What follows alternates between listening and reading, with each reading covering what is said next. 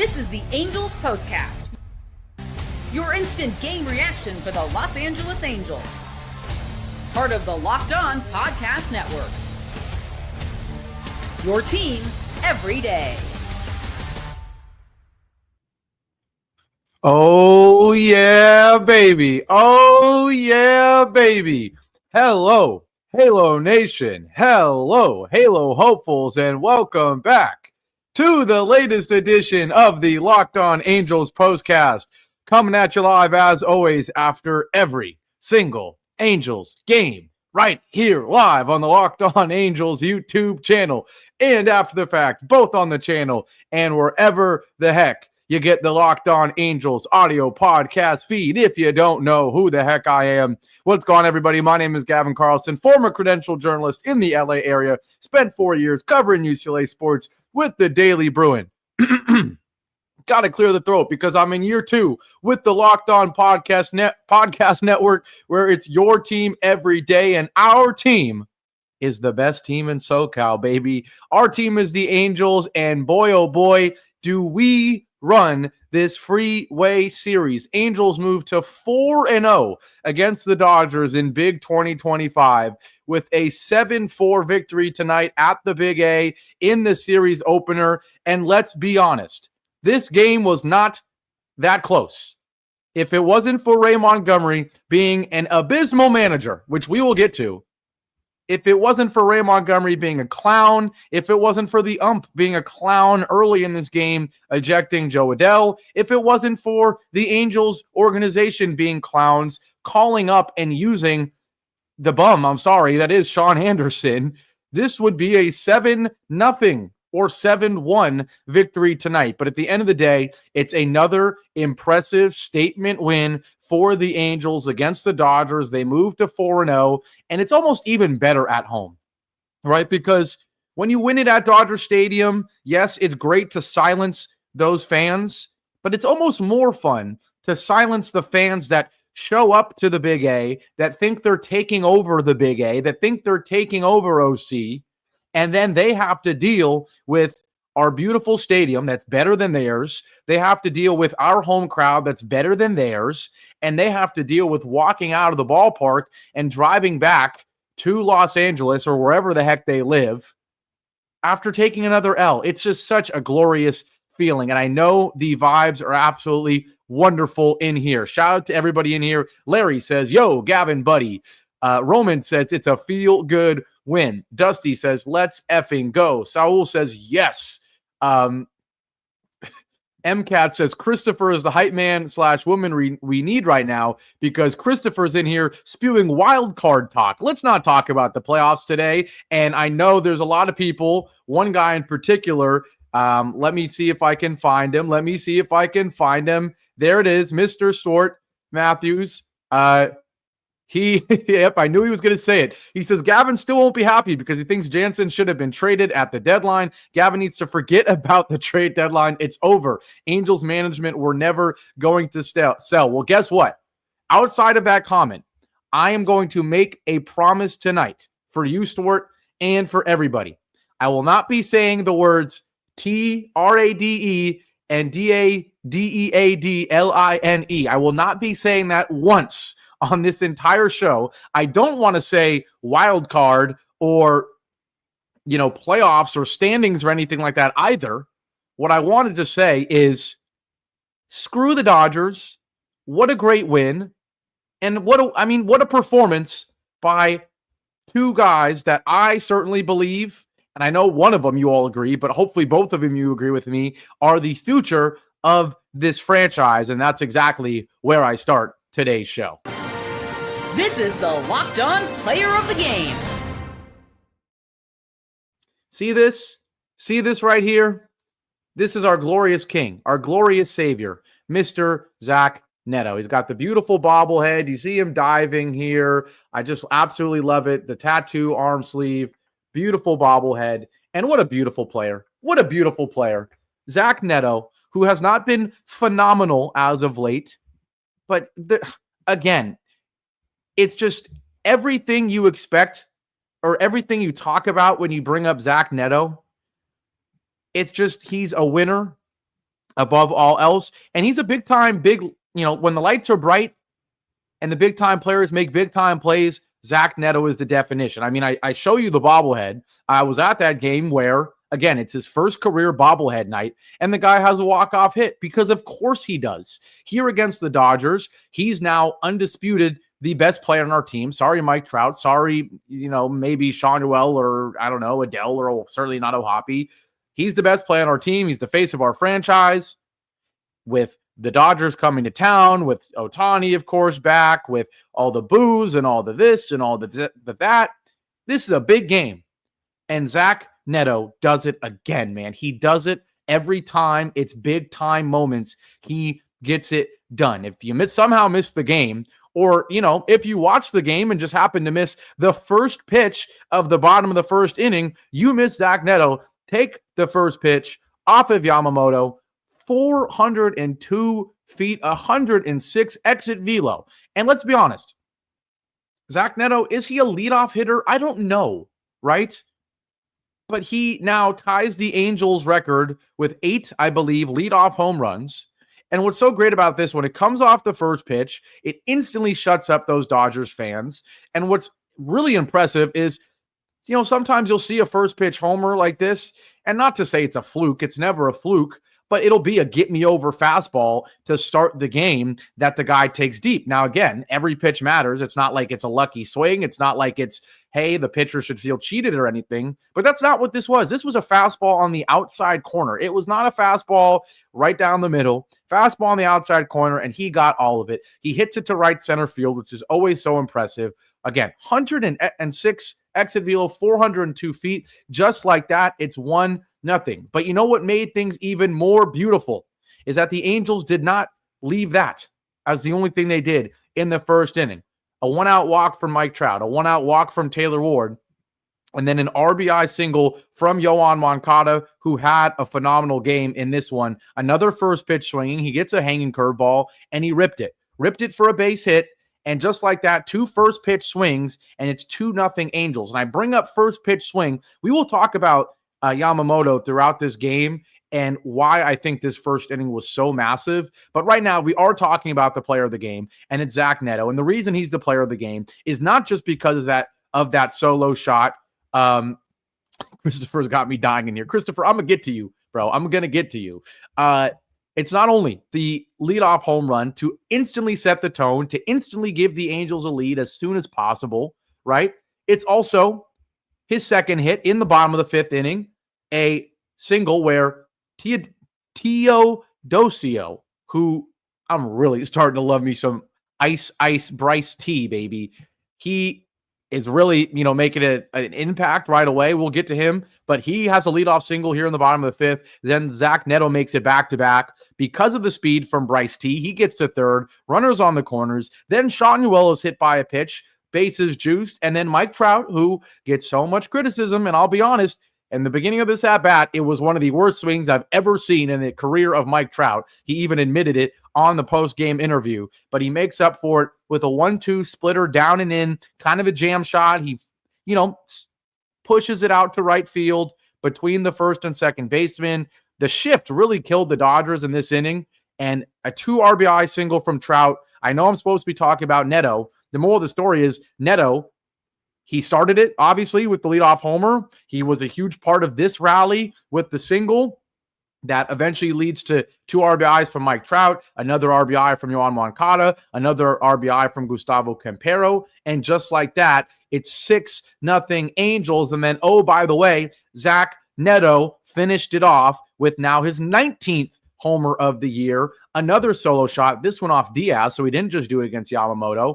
And so different from the first one, right? First one, first pitch fastball, you rip it to right center field. This one, a long at bat, 6 pitches, you fall, or it's 1-1, you go ahead 2-1, then it's 2-2, then you foul off a slider down and away, just a waste pitch where you're just trying to stay alive, and he gets another slider, a hanger, and he got all of it once again, 107 off the bat. This one kind of a frozen rope to center field, and just beautiful once again, 7-0 Angels. And I think the most beautiful part of all is when Zach Neto comes up to bat in the bottom of the 8th inning, intentionally walked. Now, part of the reason he's intentionally walked is because our boy, ice Bryce T turned what should have just been a base hit for 99% of players and certainly 99.9% of Angels players. He turned it into a double. It did leave the bases open, or the first base open. And so that's the justification the Dodgers are going to give for intentionally walking Zach Neto. But let's be honest, if it's someone else, or if Zach Neto didn't have 2 home runs and 3 hits in this game already, they don't intentionally walk him. But because he is him in big moments, and with a guy on second base, that's another big moment, they did not want to touch Zach Neto. So they intentionally walked him. He finishes with a fantastic stat line that could have been even more if they did pitch to him. He goes 3 for 3 with 2 RBIs and 2 walks. The guy gets on base 5 times. The OPS shoots all the way up to 810. The average is 272. He now has 19 home runs. Just fantastic. 48 RBIs for Zach Neto on the year, and that's why he is your player of the game. Now, we do have another honorable mention for player of the game, and you know who it is. We'll get to that. We'll get to the other performances offensively because we somehow still haven't talked about or really in depth about what Yoan Moncada did. We have to talk more about what Bryce T did. We have to talk about what Mike Trout did. We have to talk about Soriano, of course.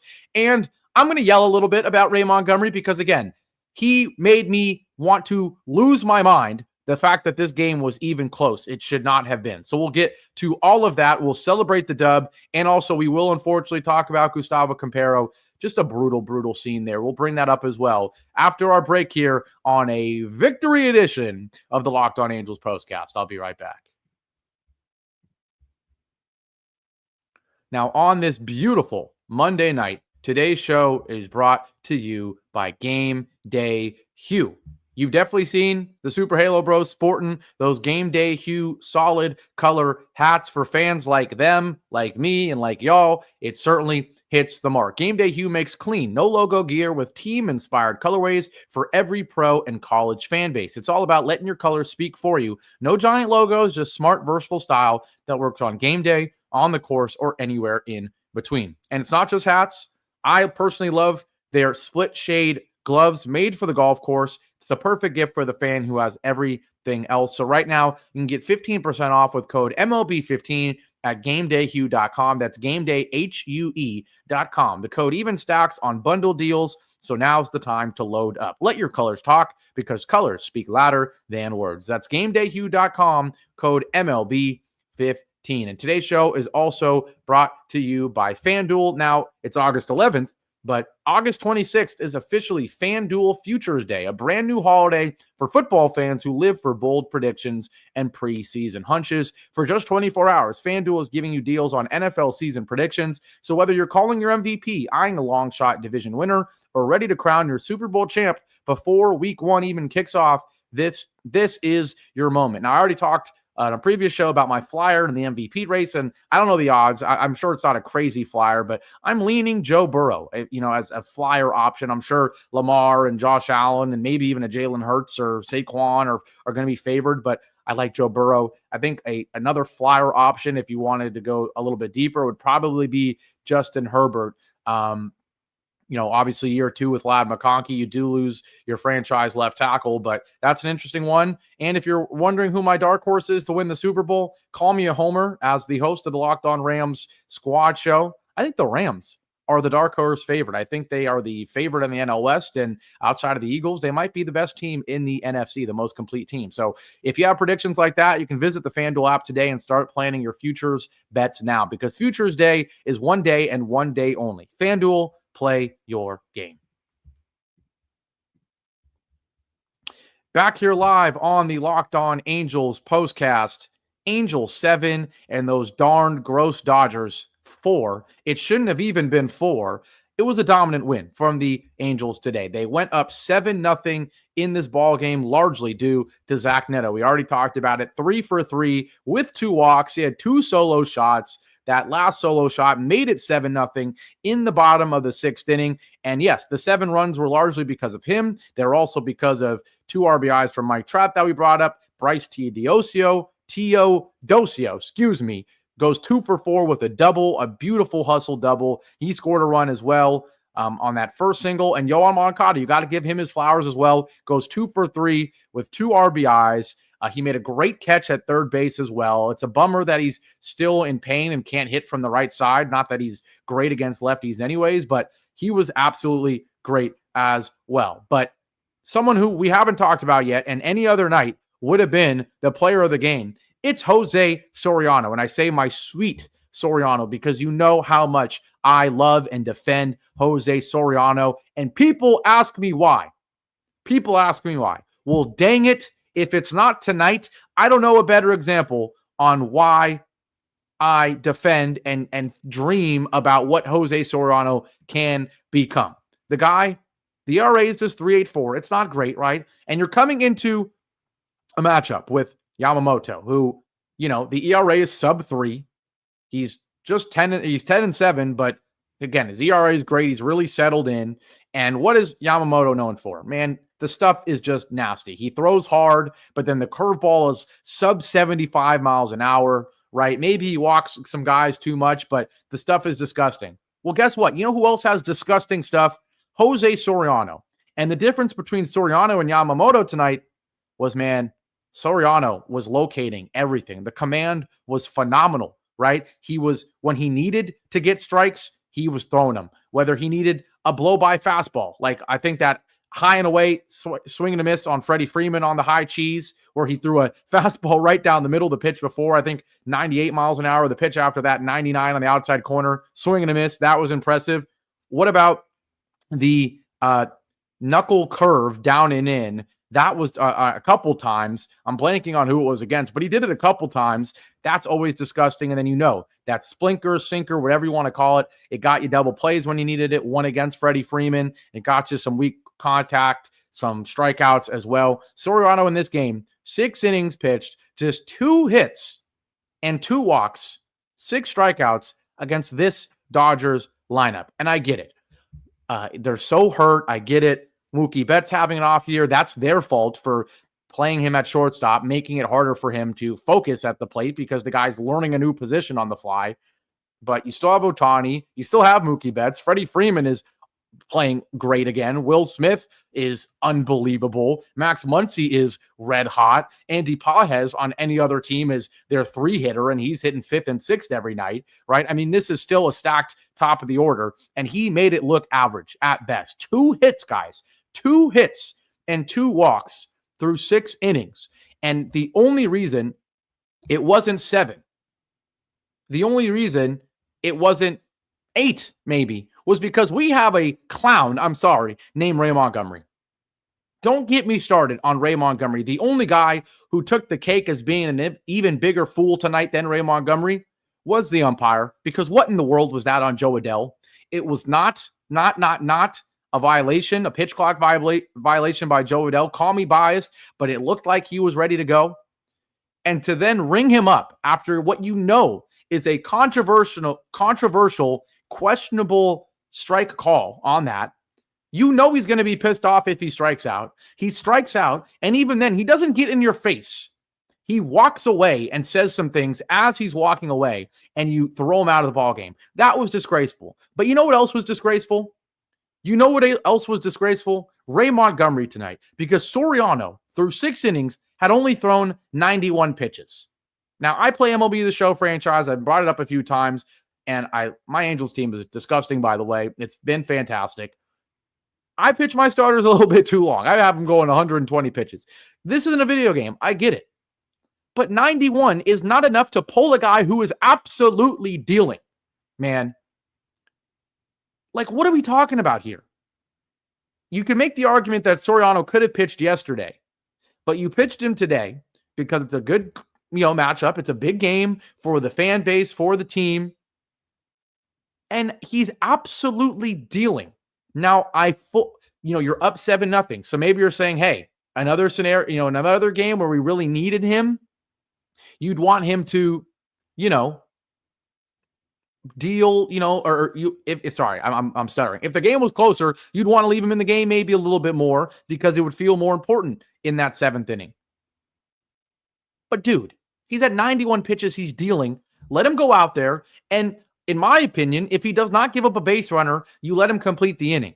But you can even have some other rule. You can say if the first at bat is 8 pitches or something, The second he hits 100 pitches, he's done. If that's what you need to do, fine. But to not let him even walk on the mound and start that inning when he is absolutely dealing. Who knows? He had an 8-pitch inning like 2 innings prior, despite giving up a base runner.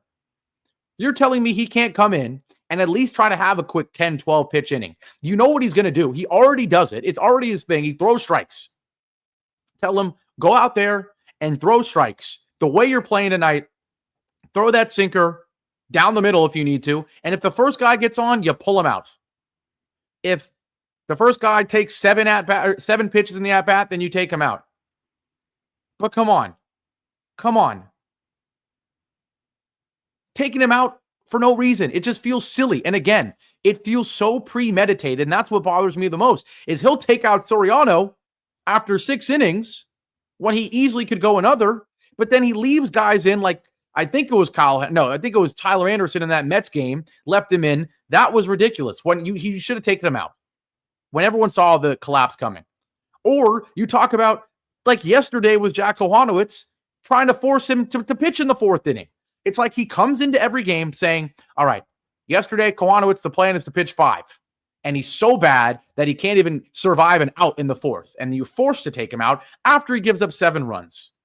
Meanwhile, you probably say, all right, Soriano, the goal is for him to pitch 6. And he did, and you pull him immediately. You don't even think about it. To make matters worse, and real Marco Polo, you read my freaking mind. You read my mind. Not only does he not leave in Soriano, which, by the way, it's a ripple effect. If you leave Soriano in another inning, then guess what? Instead of Luis Garcia coming in the 7th, he comes in the 8th, right? But instead, Luis Garcia comes in the 7th. He has quite the eventful inning where he loads the bases with 2 walks, but then gets a double play, makes a great play right back to him, throws it home, d'Arnaud to first, double play. The only good thing d'Arnaud did tonight, because boy, oh boy, has he absolutely lost it at the plate. I think he's like 2 for his last 35 or something. But Garcia looks good. But the problem is, I'm not doubting it that Luis Garcia can get 3 outs. The problem is when you bring in Sean Anderson, and I get it, it's 7-0, but you bring in Sean Anderson, he gives up a solo shot to Ohtani, which sucks because he had a real rough night otherwise. The fans were booing, which is something I don't know how you guys feel. Based on how you guys are in the comment section, I have a feeling that you loved him getting booed. You know me, personally, the same way I defend Mike Trout, I personally defend Ohtani, don't think he should be booed. Call me soft, whatever. Call me woke. I'm sure you're going to, but I'm okay with it as long as he doesn't go deep and make you look stupid. But you bring in Sean Anderson, he goes deep. That stinks. But what stinks more is then he gives up a base hit to Mookie Betts, a 2-out single to Will Smith, and that brings in Max Muncy. And I get it. It's still a 7-1 ball game, but I just don't trust Sean Anderson in big moments. He's already given up a home run, and then he's given up 2 more base runners. I get it. He's in here. I mean, he has the easiest job. My dad would always joke with me growing up, the best job in life is being that backup or maybe even that 3rd-string quarterback in the NFL. He always would make me laugh. You put the backwards cap on, you put the pen in your ear, you wear the headset, and you know you don't have to do crud, and you're making millions of dollars. Man, I think the only better job in America might be Sean Anderson, because he gets to get called up a couple times a year, be absolutely abysmal. I mean, this guy stinks, by the way. I'm sorry. No disrespect. And I hate when people say, hey, well, you wouldn't do any better. I know. In the context of being an MLB reliever, Sean Anderson is brutal. Brutal. The ERA now 2.32 after he gives up the 3-run shot to Max Muncy. 4 runs allowed in just 2/3 of an inning. And just like that, it's 7-4, and it's very scary. We bring in Connor Brogdon. He gets the job done. And then Kenley Jansen, who I know Stuart wants me to bring him up because he said, Gavin, I love you, but you're an idiot. You wanted to trade Kenley. I didn't want to trade Kenley because he wasn't good or anything, all right? I wanted to trade Kenley because he's good and you're going to get something for him, and I don't think the Angels are doing anything this year. But the moral of the story is his ERA against the Dodgers was like over 7. But he is in the middle of what is one of his best stretches of his career, by the way. A surefire Hall of Famer, one of the all-time saves leaders. And this guy Kenley Jansen hasn't given up a run in, I believe, his last, 22 games, I think it is. His ERA is now down to, what is it? I'm looking. His ERA is now down to 2.66, and that's only because he had 2 or 3 awful outings. I mean, if you take those 2 or 3 blow up games away, and I'm looking for him, he gave up 6 earned runs in 2/3 of an inning against the Tigers on May 2nd. Outside of that, the guy hasn't given up more than 2 runs in an inning, and he hasn't given up a run in, I believe, 21 or 22 games. He's been unbelievable. Let Kenley hit 500 saves with the Angels. That would be amazing. But the moral of the story is I love to see it. I love to see Kenley get it done against the Dodgers. And Nathan says, can we talk about the TRADEDEADLINE? No, I know that's a joke. I'm not doing it. And I kind of almost leaned into it there. But the moral of the story is he was great. The Angels as a whole were great tonight. Outside of Ray Montgomery, they were great. And the Angels pick up a wonderful 7-4 victory. Now, we will be back here tomorrow night, another 6:38 first pitch. So you can expect me live around 9:15, 9:30. This was a long game, so not live till 9:45 tonight. But looking forward to it. An opportunity to break 3 series in a row that we've taken a series L. We could do that tomorrow. And we can move to 5-0 against the Dodgers. And we can set up a back-to-back sweep opportunity against the Dodgers. I mean, that would be a little too insane for even the biggest Halo homer to believe. But really excited for it. Really, really, really excited for it. I do have to announce one more thing before we wrap up this show. And it's interesting change in my life. I'm going to be moving back to the Bay Area very, very soon, in about 10, 15 days. Got a new job. Very excited. Not sure I'm allowed to discuss it, but the moral of the story is I will be moving. You will no longer see this backup. Yeah, MCAT is absolutely stunned. I'm sure other people are surprised as well. But yes, I will be moving. New job. Very excited for that. I know people are heartbroken. And perfect timing, Cat Soup. This is my update. He asked if there's an update about me going to any games.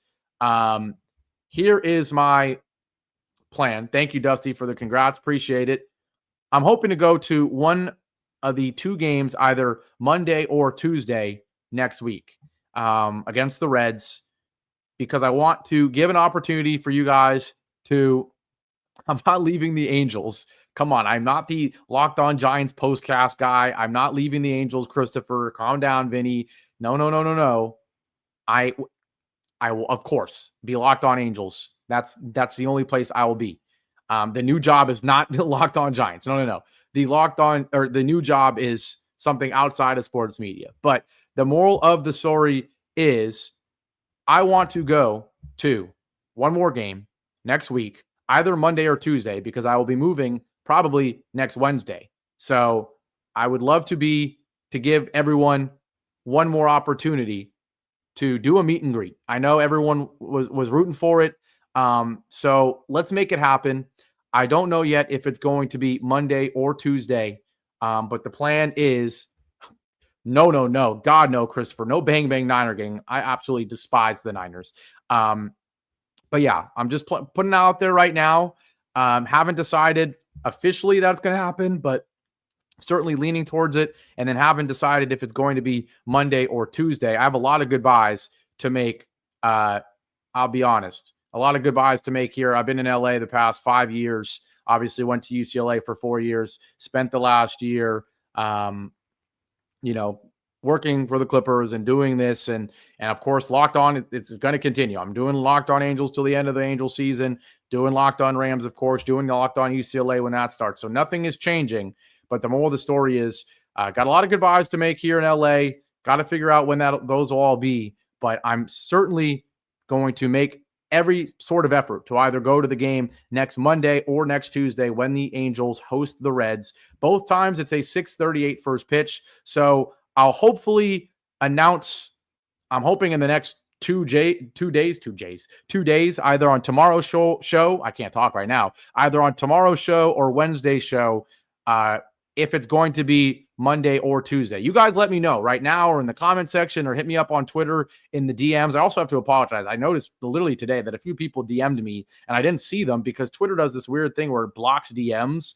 But more of the story is let me know right now. Let me know after the show ends and goes published, or let me know on Twitter X DMs if Monday or Tuesday is better for you guys. Now, at the end of the day, I'm going to have to make the decision, unfortunately, based on what works for me. But if both days work for me, then I'll try to pick whichever one is easier for all of you guys. Nathan says do Monday and Tuesday. You're that big. Hilarious. Vinny says we should take over a section. That might be fun.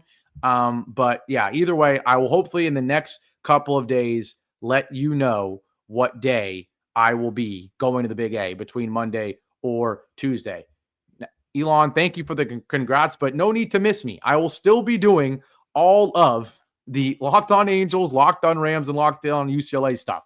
You don't need to miss me. The only thing you will miss is there may be being 3 meet and greets instead of 2 or 1, right? That's really the only difference, but nothing else is changing. I have to make that clear. New job, completely outside of sports media, completely outside, of Locked On. So Elon says Locked On San Francisco Community College Rugby.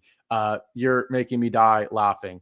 Fud Alex says Tyler Anderson is not pitching tomorrow. It's Victor Medeiros. Wow. Very, very interesting.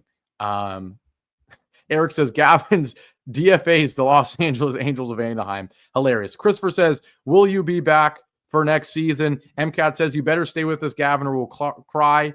Don't worry. I mean, the plan, at least on my end, is to stay.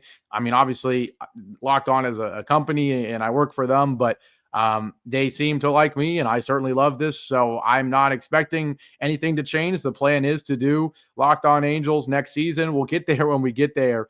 Larry's asking what part of the Bay Area. I'm born and raised in the Peninsula, Redwood City to be specific. So that's where I'll be moving back to. I'm going to be moving back home. You guys, a lot of you know my childhood home. You know the background, right? And people have said, oh, look at Gavin, his childhood home. I know you guys love to clown me for that. So I will be back there for a few months, living at home, and then I'll be moving into an apartment probably January 1st. By then, of course, Locked On Angels will be done, but I'll still be doing some postcasts. So Locked On College of the Redwoods. You guys are making me die laughing. But yes, I will be doing all the same stuff. Don't worry about that. Just wanted to make the announcement because it means next week, Monday or Tuesday, will be the last time I can go to an Angels game and hopefully meet some of you guys. So I'll let you know as soon as I know if it's going to be Monday or Tuesday, and hopefully as many of you that can come. I know I didn't give you a heads up when I went to the last game, and that was totally on me. But I will absolutely, positively let you know by Wednesday so that anyone that can make it can grab a ticket for Monday or Tuesday night, and we'll plan some sort of pre-game or mid-game or after the game meetup. Because, I owe it to you guys. You guys are the absolute best. You guys are the funniest, most fun people ever. Locked On Rouge. Oh my God. See, this is what I mean.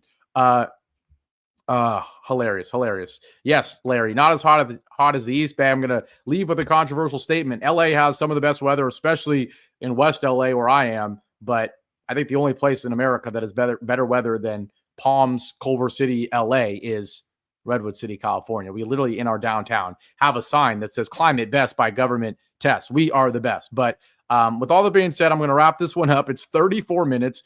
My boss tells me these are supposed to be 18, and I go to 22, 23 every night because I yap and because I like you guys. But obviously had to talk about that big change. Nothing will change for the next 10 days in terms of this show. I will be still having the same background. Maybe the night before I move out, these won't be behind me. They'll already be packed up in boxes.